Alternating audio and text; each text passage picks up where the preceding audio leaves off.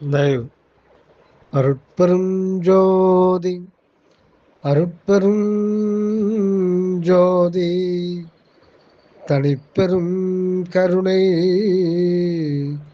அருட்பெரும் ஜோதி அன்பு வடிவம் தெய்வ திரு உலகநாதன் ஐயா அவர்களுக்கு அன்பான வணக்கத்தை பணிவோடு தெரிவித்துக் கொள்கின்றேன் ஐயா. தாங்கள் 2 தினங்களுக்கு முன்பு ஒரு சில ஐய வினாவை எழுப்பியிருந்தீர்கள். அதற்கான டெக்ஸ்ட் மெசேஜும் அனுப்பியிருந்தீங்க. அதை ஒரு முறை பார்த்து விடுவோம். சுத்த சன்மார்க்கத்தின் இது தாங்கள் அனுப்பியது. சுத்த சன்மார்க்கத்தின் மேல்நிலையை அடைய விரும்புபவர்கள் தெய்வ திரு சுவாமி சரவானந்தா அவர்களின் விளக்க உரைகளை கேட்டு விளங்கியும் பயணப்பட்டால் இறுதி நிலையை எட்டுவது எளிதாகும் என்பது நான் உணர்ந்த கருத்து அப்படின்னு சொல்லியிருக்கீங்க. அதுக்கப்புறம் தங்களுடைய ஐய வினாவை எழுப்பியிருக்கிறீர்கள். அதாவது எனக்கு ஏற்பட்ட சந்தேகம் என்ன என்றால், ஒன்று, கடவுளே இத்தனை வடிவங்களாகவும்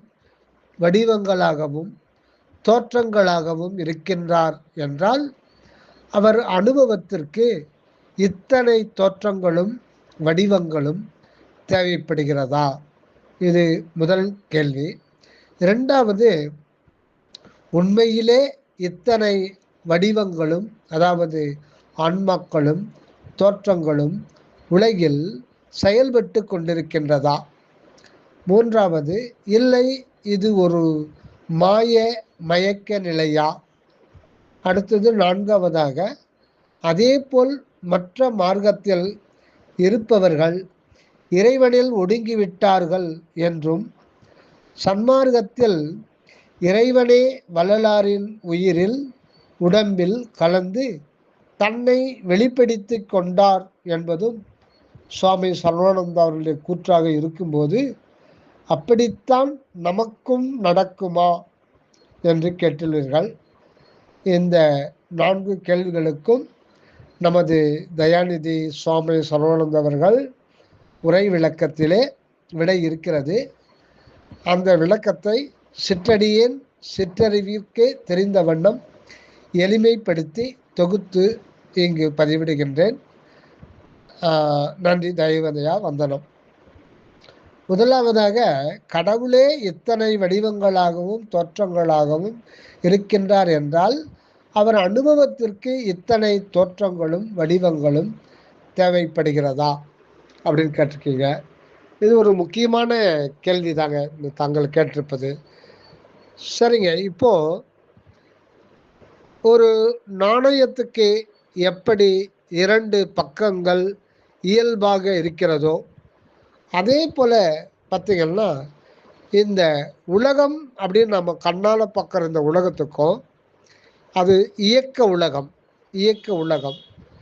இதுக்கு நம் யூகித்து கூட அறிய முடியாத அனுபவமாகாத ஒரு உலகம் இருக்கத்தான் செய்ய வேண்டும். ஏன்னா இது அனைத்துமே இந்த அகண்ட பிரபஞ்சத்தில் அனந்தம் கோடி அண்டங்களும், அந்த அண்டங்களில் சுற்றுகின்ற சூரியன் முதலான கோள்களும் அதனுடைய துணைக்கோள்களும், இதில் ஒவ்வொரு இந்த பூமி முதலான கோள்களில் எண்ணற்ற அனந்தம் கோடி உயிர்களும், அந்த உயிர்களுக்கு ஏற்றுக்கொண்டுள்ள உடல் வடிவங்களும், அந்த உடலும் உயிருக்கும் அப்பாலே அதனுடைய ஜீவனில் வெளிப்படுகின்ற எத்தனையோ விதமான ஒவ்வொரு ஜீவனுக்கும் உரிய தனித்தனி தாமச ரஜோ குணம், தாமச குணம், சத்துவ குணம் முதலான பலவிதமான வேறுபாட்டு குணங்களும்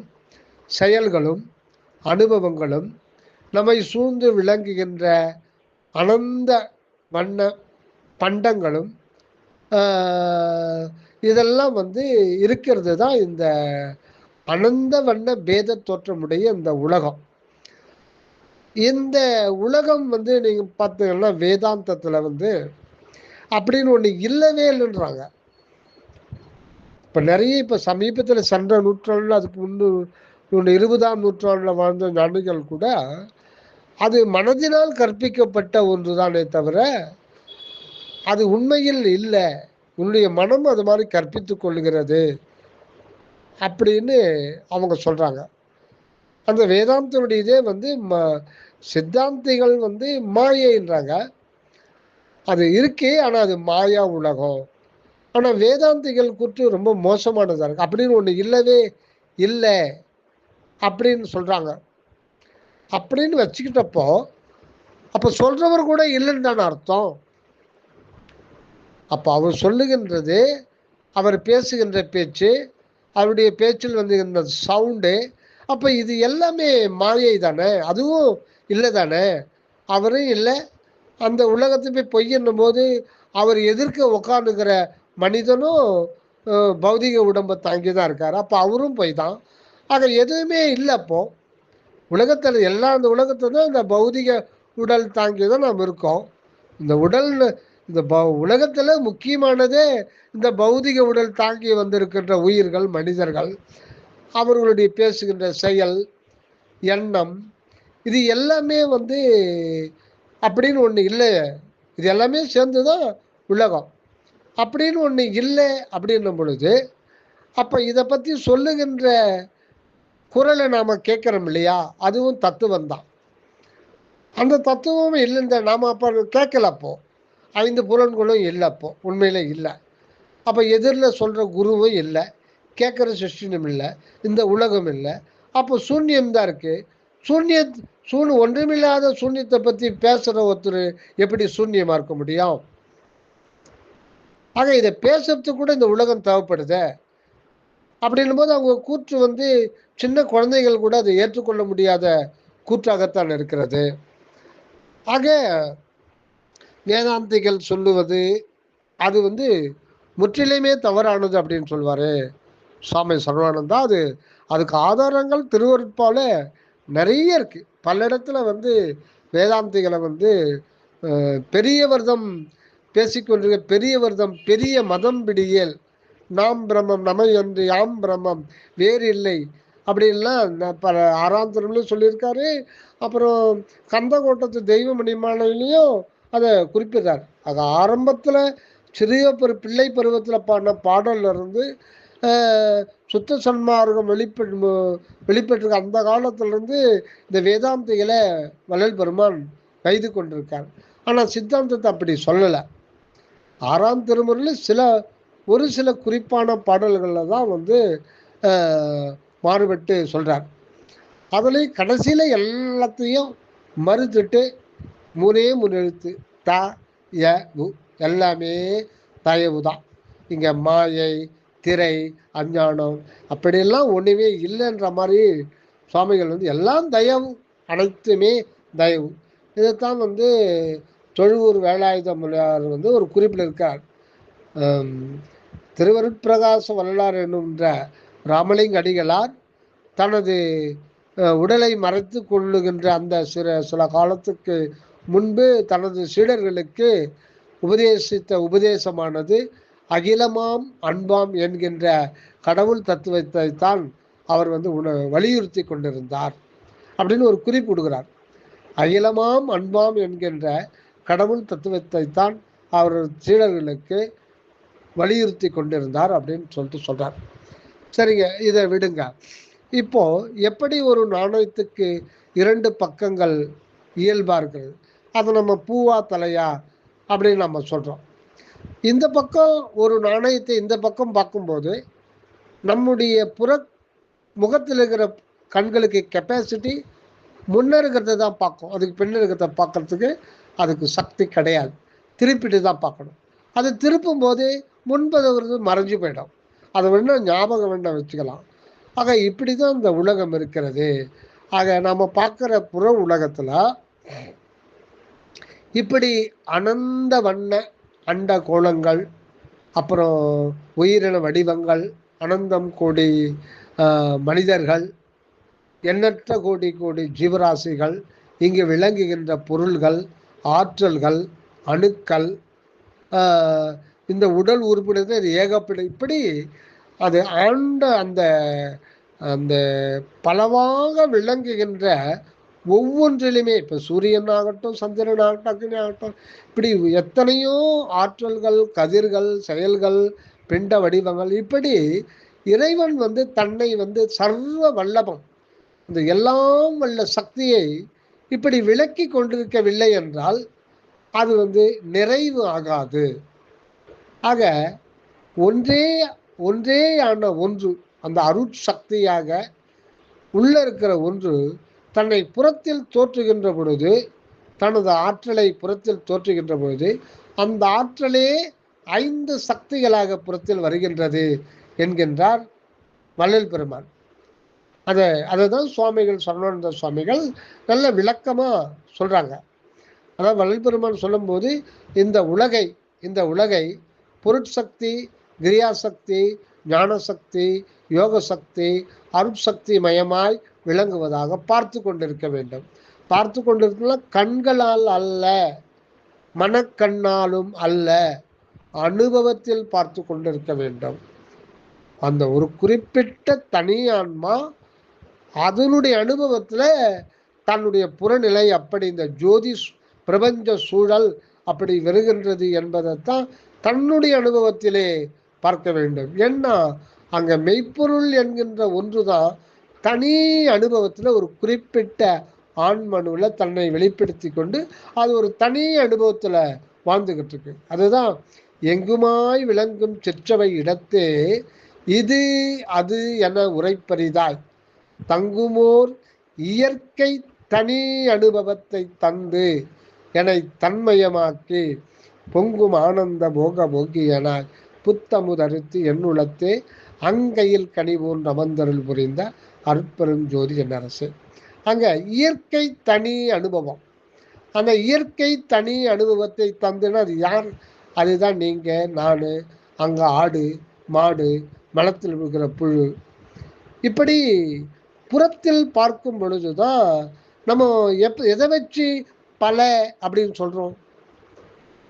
எதை வச்சு நம்ம பல இருக்கிறது, பல ஆன்மாக்கள் இருக்கிறது, பல ஆட்கள் இருக்கிறார்கள், பல உயிர்கள் இருக்கிறாங்க. முதல்ல கண்ணு, அப்புறம் கேட்டல், அப்புறம் மனதில் கற்பனை, அப்புறம் சூழ்நிலை அனுபவம், அடுத்தது உணர்வு, ஜீவ உணர்வில் ஏற்படுகின்ற நிலைகள் தான்.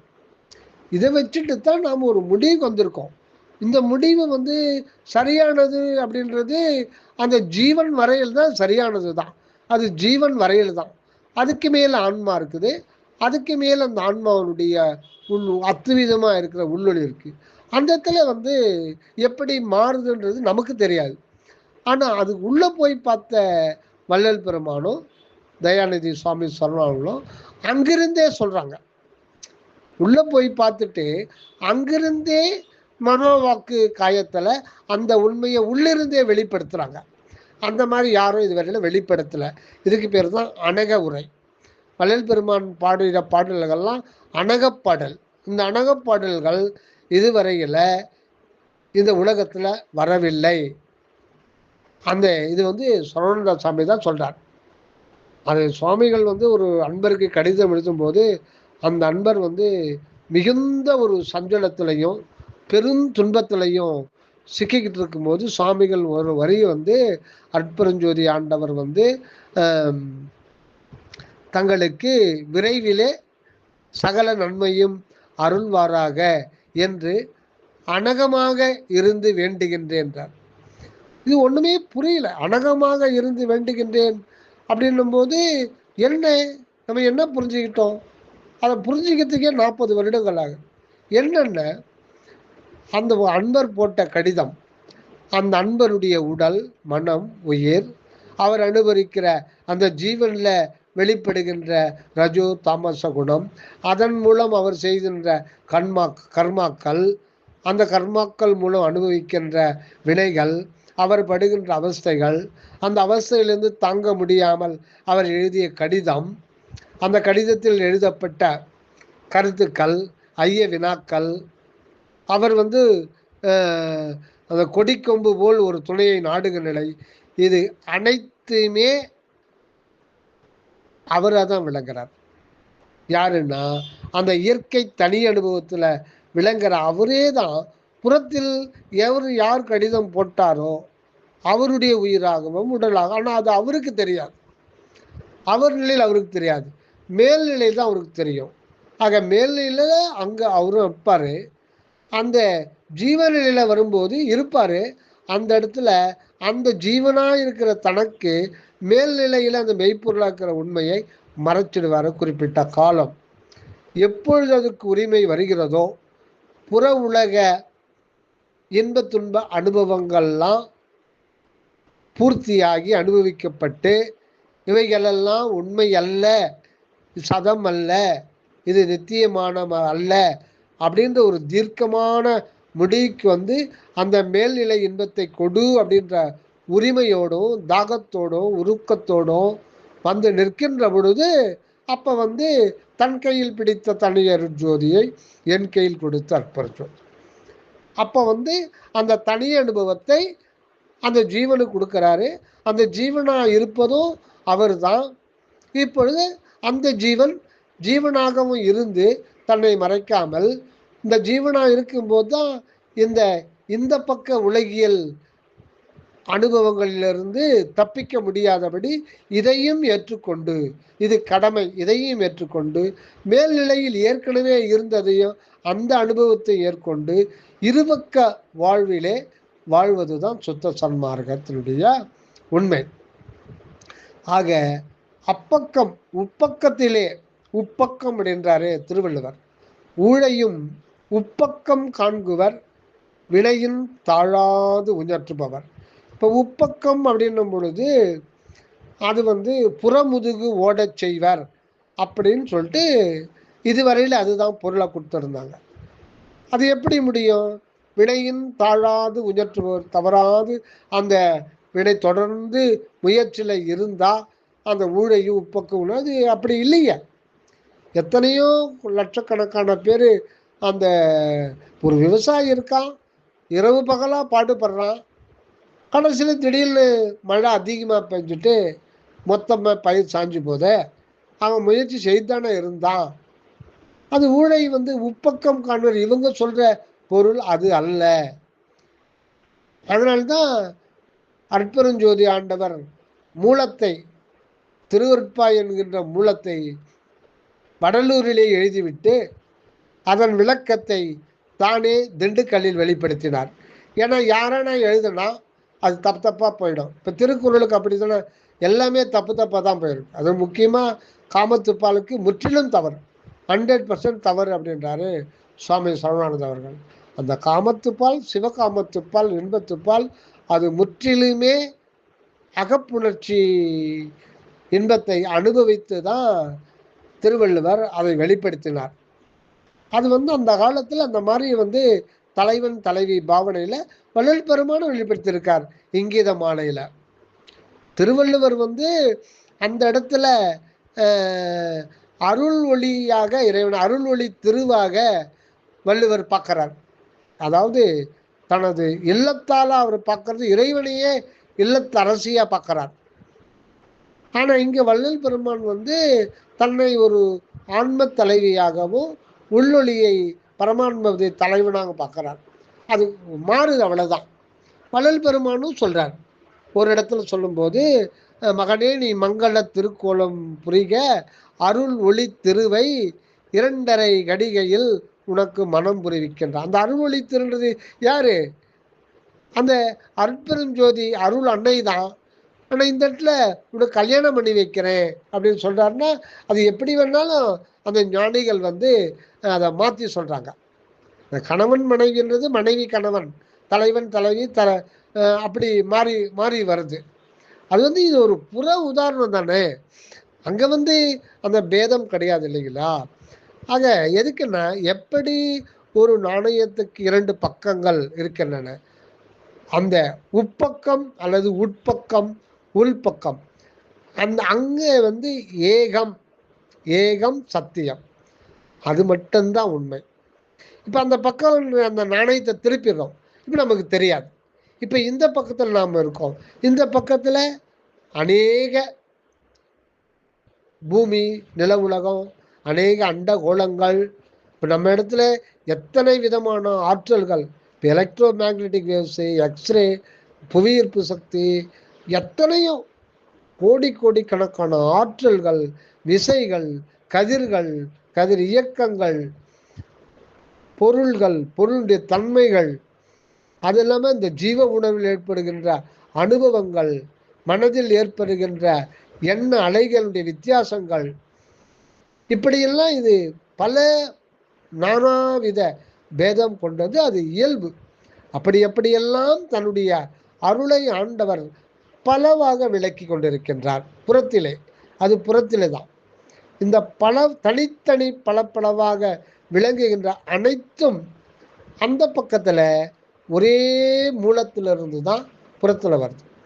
அதை தான் இந்த உலகை பொருட்சக்தி, கிரியாசக்தி, ஞான சக்தி, யோக சக்தி, அருட்சக்தி மயமாய் பார்த்து கொண்டிருத்தல் வேண்டும். அப்படின்னா அதை எதை வச்சு பார்க்கறது? நெற்றிக்கண்ணை கொண்டு பார்க்க வேண்டும். அந்த நெற்றிக்கண்ணு தான் மெய்ஞானம். அந்த மெய்ஞான சுருபியாக இருக்கிறது தான் கடவுள்.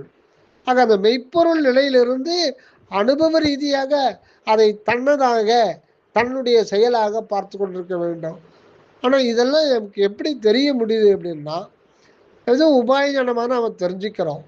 யார் மூலம்னா தயாநிதி சுவாமி, சர்வானந்த சுவாமி இல்லை அப்படின்னா சுத்த சன்மார்க்கத்தை பற்றி இன்னும் கூட தப்பாக தான் நம்ம புரிஞ்சுக்கிட்டு இருக்கோம். இன்னொருத்தருக்கும் விளக்கம் சொல்லிக்கிட்டு இருக்கோம். அதனால்தான் இறைவனாக பார்த்து திருவருட்பா என்கின்ற மூலத்தை வடலூரிலும் சில வருடங்கள் கழித்து அதற்கான விளக்கத்தை தானே திண்டுக்கல்லும் வெளிப்படுத்தி அருளினார். இதுதான். அந்த இடங்கள் வேறாக இருக்கலாம், வெளிப்பட்ட ஆன்மாக்களுடைய பெயர் வேறாக இருக்கலாம், காலம் பிறந்தது இது சித்திரடை இதெல்லாம் வேறாக இருக்கலாம்.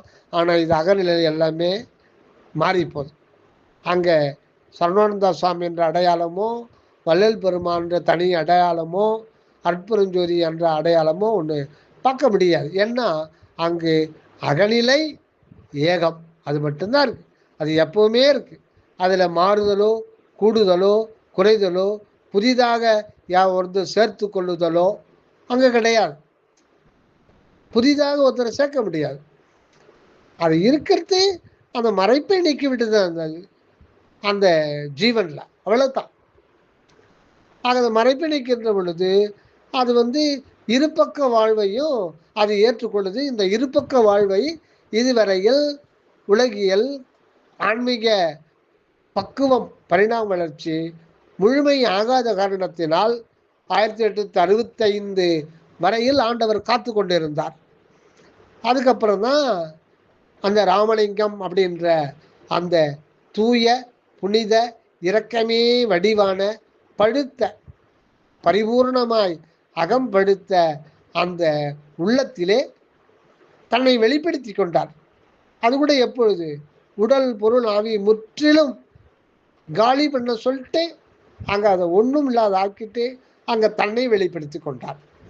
அதுதான் நான் மூழ்கி நான் போய் அதுவாக பெறுவேனோ, நான் மூழ்கி நான் போய் அதுவாக பெறுவேனோ அப்படிலாம் வென்றார் அந்த நிலையில்.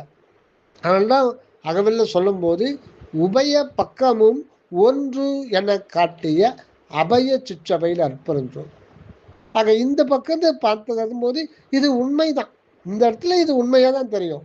எப்படி அப்படி என்றால், கனவு காணும்போது காணுகின்ற பொழுது அங்கு நாம் காணுகின்ற கனவு பொய் என்று எப்படி யாராவது உணர முடியுமா? உணர முடியாது.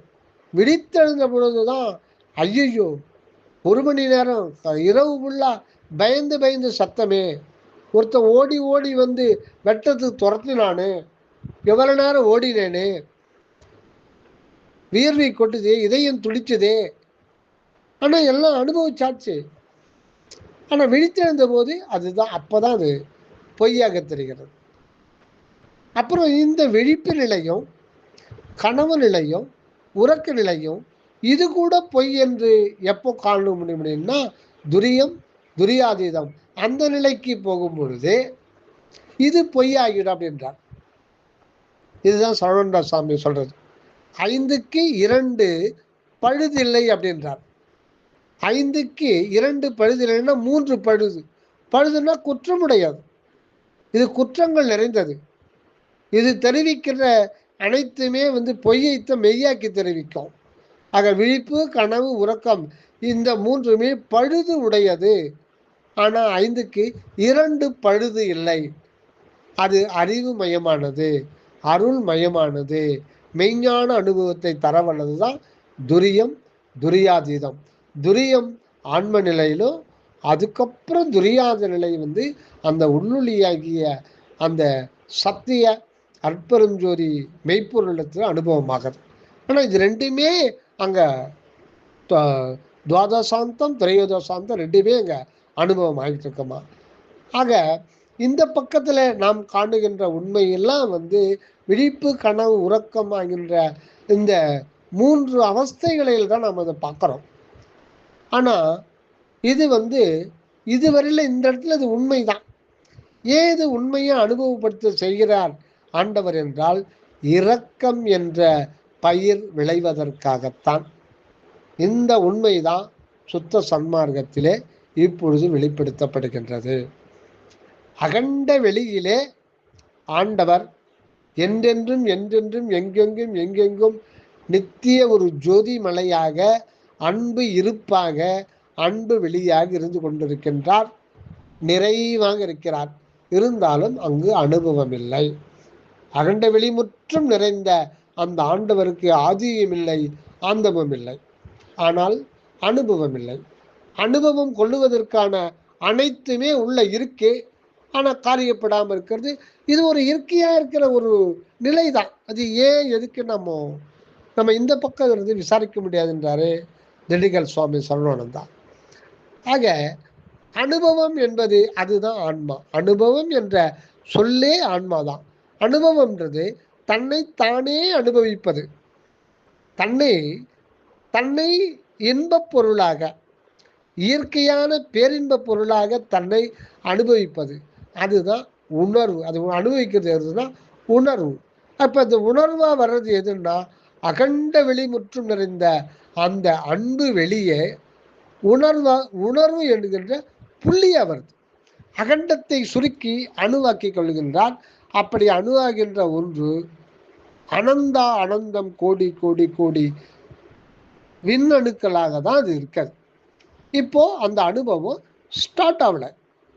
அந்த ஒவ்வொரு அனுபவ நிலையத்திலையும் இது கூட ஆன்ம நிலையிலிருந்து தான் இது இந்த உண்மை. அடுத்து வரப்போகிற உண்மை மாறி போகுது. அதை நம்ம பார்ப்போங்க. ஆக அந்த அகண்டம் சுருக்கி, எல்லையற்ற அகண்டம் சுருக்கி அணு என்கின்ற உணர்வு நிலைக்கு, அதாவது எல்லையற்ற இருப்பு, அன்பு இருப்பாகியது அகண்டம். அது அனுபவத்துக்காக வருகின்ற போது அது எல்லையற்ற அணுநிலை. அது எந்த அளவுக்கு சிறியதுன்னு சொல்லவே முடியாது. நோக்கரிய நோக்கே நுணுக்கரிய மேற்கொண்டு அது நுணுக்கவே முடியாது. அந்த நிலையில வரும்பொழுதுதான் அந்த உணர்வு, அந்த அன்பு என்கின்ற இருப்பே தனது தன்மையால் எல்லையற்ற வல்லபத்தை கொண்டு, அந்த வல்லபத்துக்கு எல்லையே இல்லை, அந்த ஒரு உணர்வு நிலைக்கு வருது. அந்த உணர்வுன்றது ஒன்றுதான், ஒரே ஒரு உணர்வு தான், ஒரே கடவுள் ஆன்மா. ஆனால் அந்த உணர்வு காரியப்படணும்னா 4 நிலைகள் தேவைப்படுது, 4 சூழல் தேவைப்படுது. அதுவும் ஒரு இயற்கை தான். எதையுமே நாம் இந்த பக்கத்துல இருந்து ஒரு அணுவளவு தான் நம்ம மனதுக்கு திருப்திப்படுத்துமே தவிர அனுபவத்துக்கு இதை கொண்டு வர முடியாது. என்ன 4ன்னா அகம், அகப்புறம், புறம், புறப்புறம், இது 4 தேவைப்படுது. இது இல்லாமல் அந்த அணு நிலைக்கு வந்த அந்த அருள் உணர்வு என்கின்ற அந்த கடவுள் கூட இந்த 4 நிலைகளில் தான், இந்த 4 நிலைகளில் தான் அது தன்னை காரியப்படுத்த முடியும். ஆக இப்போ ராஜா புடைசூழ வருகிறார் சொல்கிறோம் இல்லைங்களா. ஒரு இவர் வந்துட்டார், மினிஸ்டர் வந்துட்டாருன்னா, இப்போ ஊருக்கு ஒரு கலெக்டர் வந்துட்டாருன்னா தாசில்தார், கிராம அதிகாரி, மொத்த போலீஸு எல்லாமே வந்துடுறாங்க. அதே மினிஸ்டர் வந்துட்டாருன்னா கலெக்டர் வந்துடுறார். 2-3 ஸ்டேட் இதில் தாலுகா கலெக்டர் வந்துடுறாங்க, தாசில்தாருங்க வந்துடுவாங்க, போலீஸ் அதிகாரிங்க வந்துடுவாங்க, எல்லாம் வந்துடுவாங்க. பிரைம் மினிஸ்டர் வந்துட்டாருன்னா முதலமைச்சர், ஏகப்பட்ட கலெக்டரு, எல்லா மினிஸ்டர்ஸு மொத்த பேர் வந்துடுறாங்க. அது ஒரு மதிப்பு புடை சூழ வருது. அது இயற்கை.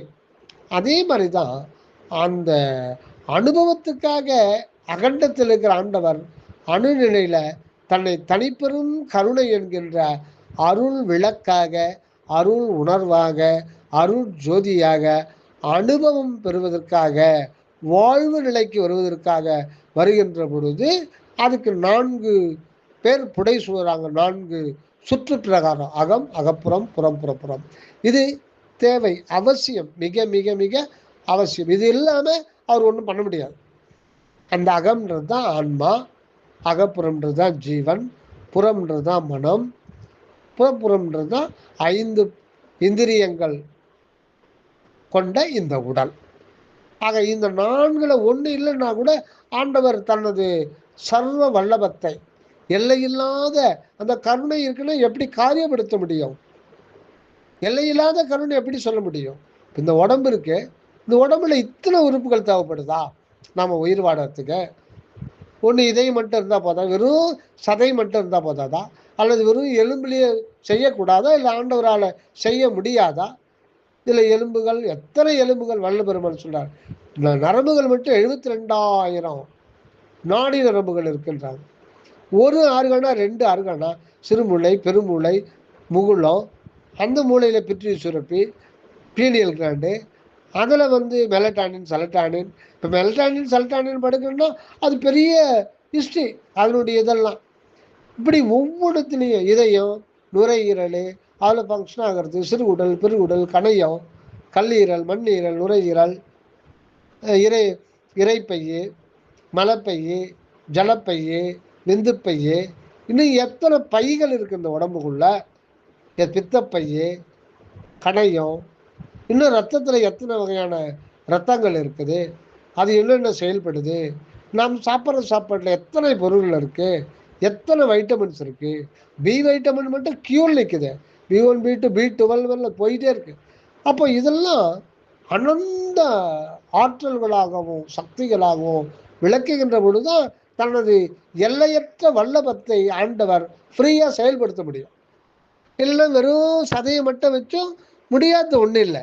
ஆனால் இதெல்லாம் எதுக்குன்னா தனக்குத்தானே அதை காரியப்படுத்தி அந்த ஜீவன் நிலையில் இவ்வளோ வல்லவர்கள் அந்த ஜீவன் நிலையிலிருந்து தனது வல்லபத்தை உணர்ந்து தானே பெருமை கொண்டு தானே ஆனந்தம் அடைகின்றார். ஆக இவ்வளவும் தேவைப்படுது. இது எல்லாமே புறத்தில் தான். ஆனால் அகத்தில் பார்க்கும் பொழுது ஒரே ஒரு தனிப்பெரும் கருணை என்ற உணர்வு தான். ஆனால் அது புறத்தில் வரும்போது 5 சக்திகளாக மாற்றம் அடைந்து அனந்தா அனந்தம் கோடி கோடி கோடி திசைகளிலும் அது வெவ்வேறு சொல்ல தனது இயக்கத்தை காரியப்படுத்தி கொண்டே இருக்கிறது. ஒரு நொடி கூட அது இது பண்ணாமல், ஒரு அணுவை எடுத்துக்கிட்டோம்னா அந்த எலக்ட்ரான் ஒரு அணுவில் ஒரு செகண்டுக்கு 2500 கிலோமீட்டர் சுற்றுதுன்னு கண்டுபிடிக்கிறாங்களே. இதுதான் ஆண்டவருடைய சர்வ வல்லபம். நினைத்து கூட பார்க்க முடியாதபடி வல்லபம். அதுதான் சர்வ வல்லபம். அனந்த அனந்தம் கோடி கோடி தேவர்களும் சரி, முனிவர்களும் சரி, சித்தர்களும் சரி, பல யுக யுகங்களாகவும் போற்றி அவருடைய பெருமையை எடுத்திருக்க முடியும்னா முடியாதுன்றார் வள்ளலார். பல பாடல்களை சொல்றார். இந்த நடராஜ பெருமானுடைய பெருமையை யார் எவ்வுலகில் எடுத்துரைக்க வல்லார்.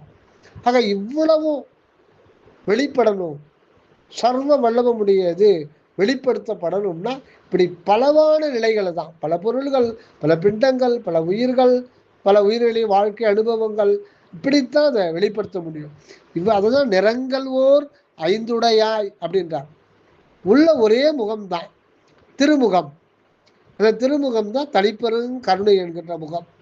ஆண்டவருடைய அகண்ட வெளியில இருக்கிற ஆண்டவர் எங்க முகத்தை காட்டுறாருன்னா ஆன்மாக்குள்ள தான் தன்னுடைய முகத்தை காட்டுறார். அதை முகம் என்று சொல்லலாம், திருவடி என்று சொல்லலாம், திருமேனி என்று சொல்லலாம், அருள் உணர்வு என்று சொல்லலாம், அருள் ஜோதி என்று சொல்லலாம், அருட்பெருவெளி என்று சொல்லலாம், கடவுள் ஆன்மா என்று சொல்லலாம், உள்ளொளி என்று சொல்லலாம், சபாத்வாரம் என்று சொல்லலாம், சிற்றவை என்று சொல்லலாம், சிதாகாசம் என்று சொல்லலாம். இப்படி எத்தனையோ பெயர் வச்சு அதை பல கோணங்களிலே சைவ ஆகமத்தில் விளக்கியிருக்காங்க. ஒன்னையே இத்தனை இப்படியெல்லாம் சொன்னாதான் நமக்கு புரியுது, மனதுக்கு வந்து தெளிவடையுது. அப்படிதான் இது பண்றாங்க. ஆக உபயபக்கம் ஒன்று. அகத்தில் எப்படி ஏகம் என்பது இயற்கையோ, அது இயற்கை உண்மை அற்புதமோ, அது புறத்தில் அனந்த அனந்தம் கோடி கோடி கோடி ஜீவன்களாக வாழ்க்கை அனுபவத்தை இஸ் லிவிங் இயர் அனந்தமாக இருக்கின்றார். அப்பத்தான் இரக்கம் வந்து அது வந்து பூர்த்தியாகும். இப்போ நாம நினைக்கலாம், அந்த ஆண்டவர் இந்த மாதிரி வாழ்விலைக்கு வராருன்னா ஒரே ஒரு ஆன்மா போதாதான். கரெக்டு தான், கேட்குற கேள்வி நம்ம கேட்குற நியாயம் இருக்கு. ஆனால் ஒரே ஒரு ஆன்மாவோ இல்லை ஒரு 10 ஆன்மாவில் இருந்தால் இரக்கம் நிறைவாகாது, இரக்கம் நிறைவாகாது. அந்த சர்வ வல்லபத்தையுமே வந்து முழுமையாக விளக்க முடியாது. ஆக அகத்தில் ஏகம், புறத்தில் அநேகம், எண்ணிக்கைக்கு உட்படாது. இது ஒரு இயற்கை. இப்போ நம்ம ஒரு இடத்துல தான் இருக்க முடியும். அது வந்து நம்முடைய அவள்தான் நமக்கு சக்தி. நம்ம ஒரு இடத்துல தான் இருக்க முடியும். ஆனால் இறைவன் அந்த எல்லா இடத்துலையும் தன்னை வைத்திருக்கிறார். புறத்திலிருந்து பார்க்கும்போது ஒவ்வொரு மனிதன், ஒவ்வொரு உயிர், ஆட்டுக்குள்ளவும் அவர் வந்து பரிபூரணமாக அற்புதஞ்சோதி ஆண்டவர் இருக்கார். எந்த வள்ளல் பெருமானுக்குள்ள தலைக்கு நடுவில் சிற்றபையில் அந்த அற்புதஞ்சோதி ஆண்டவர் பூரண இயற்கை உண்மையும் இயற்கை விளக்கமும் இயற்கை இன்பமும் பரிபூரண நிறைவாக இருந்தாரோ அதே ஆண்டவர் தான் ஒரு எறும்புக்குள்ளே இருக்கார். ஆனால் அந்த எறும்பு உணர்றதுக்கான தேகம் இப்போ இல்லை. ஆனால் இது எல்லாமே ஒவ்வொரு ஜீவனத்துக்குள்ளவும் தனது அகண்ட வெளியில் இருக்கிற உண்மையை ஓங்கார வண்ணமாக அருவம், அருவுருவம், உருவம், உருவம் தான் உடலாகவும், அருவுருவம் தான் சுக்கும உயிராகவும், அருவம் தான் காரண ஆன்மாவாக இருந்து நமக்கு அபக்குவத்தில் அப்படிதான் இருக்கு. அது பக்குவ நிலைக்கு தான் வருகின்ற பொழுது அதுதான் சுத்த உடலாகவும் பிரணவ தேகமாகவும் ஞான தேகமாகவும் அது மாற்றம் பெற்று இங்கே வாழ வந்து விடுவது யாருன்னா இறைவன் வாழ்வுகளை மேற்கொள்கின்றார். அதில் ஒரு பெரிய அதிசயம் என்னன்னா, எத்தனை கோடி ஆன்மாக்கள், ஒவ்வொரு ஆன்மாக்கள் வந்தே தீரணும். ஒவ்வொரு ஆன்மாக்குள்ள தனது உண்மையை வெளிப்படுத்தி தான் திருவர. அதில் வந்து எந்த சந்தேகம் இல்லை. அதுதான் அந்த ஜீவனுக்கு முடிவான நிலை திருதேசத்து வரை. அதுவரையில் அது வந்து அது பிறப்பு இறப்பில் அது செலுத்தப்பட்டு வெவ்வேறு சூழ்நிலைகளில் வெவ்வேறு தேகங்களில் அது வைக்கப்பட்டு வெவ்வேறு அனுபவங்களை அதுக்கு கொடுத்து அதை பக்குவமடை செய்து கொண்டே இருக்கிறார். அது ஒரு ப்ராசஸ் தான். ஆனால் இப்போ எத்தனை கோடி பேர் வந்தாலும் இந்த சுத்த தேகம் வெவ்வேறாக இருக்கும், பிரணவ தேகம் ஒரே மாதிரி ஆயிரும். ஆனால் ஞான தேகம்ன்றது அது ஒன்றே ஒன்று தான். ஞான தேகம்ன்றது அகநிலை, அது ஒன்றே ஒன்று தான், அது இறைவன் தான். ஆக சரண சாமிக்கு மூலநிலை, எல்லோருக்கும் மூலநிலை ஞான தேகத்தில் தான் பிரணவ தேகம் வருது, பிரணவ தேகத்தில் தான் சுத்த தேகம் வருது. ஆனால் சரணானந்த சாமி ஞான தேகமோ வரலாறுடைய ஞான தேகமோ உங்களுடைய காரண சரியமோ அடியனுடைய காரண சரியமோ அங்கே ஒன்று தான். அவங்க அறிந்து அவங்களுக்கு அனுபவத்துக்கு கைவர பெற்றார்கள். நமக்கு எப்போன்னு சொல்லிட்டு இறைவன் தான் முடிவு பண்ணணும். அதுவரையில் நம்ம அல்லல் பட்டு தொல்லைப்பட்டு கொண்டா இருக்கோம். ஆக ஒவ்வொருவரும் ஒவ்வொரு உயிரும் அதோ எதிரில் ஒரு சிற்றெரும்பு கூட்டம் சென்று கொண்டிருக்கிறது. அவை ஒவ்வொன்றுமே வள்ளலாராக மாற வேண்டும், மாறித்தான் ஆக வேண்டும். அதற்காகத்தான் அது வந்து அதை அந்த திசையில் செலுத்தி கொண்டிருக்கிறார். ஏனென்றால் அந்த எறும்பாகவும் அந்த எறும்பு என்கின்ற உடலாகவும் அந்த உயிராகவும் அதை சுவைக்கின்ற சுவை உணர்வாகவும் அனைத்துமாய் இருக்கின்றது அந்த உள்ளொளிதான், அந்த ஒன்றான உள்ளொளிதான். ஆக அகநிலையில் இருப்பது தான் சத்தியம். புறநிலையில் நம்முடைய மனோகரணத்திற்கு இந்திரிய காட்சிக்கு மட்டும், ஜீவனுக்கு மட்டும், ஏன் ஆன்மாவுக்கு கூட அந்த மாதிரி பலவாக தோற்றலாம். அந்த அகத்துக்கு அகமாக இருக்கிற நிலை தான் உண்மை நிலை. அங்கு ஏகம் சத்தியம். நன்றி ஐயா. தயவு. வந்தனம் வந்தனம்.